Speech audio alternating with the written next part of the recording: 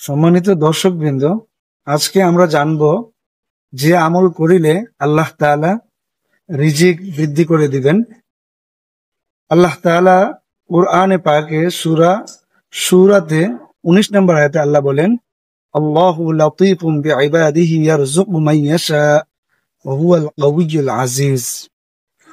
এই আয়াতখানা যারা প্রতিদিন সকালবেলা অত্যন্ত গুরুত্ব সহকারে 70 বার পাঠ করবে, আল্লাহ তাআলা তার রিজিকের অভাব সব দূর করে দিবেন।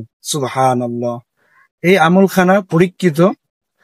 আমাদের পূর্ববর্তী বুজুর্গ আলামগণ এবং উলামায়ে কেরামগণ এই আমল করিতেন এবং তারা এই আমল করিতে সবাইকে উদ্বুদ্ধ করেছেন। আল্লাহ তাআলা আমাদের সবাইকে এই আয়াতখানা সকালে 70 বার প্রত্যেক দিন সুন্দর করে গুরুত্ব সহকারে পড়ার তৌফিক দান করুন। আমিন।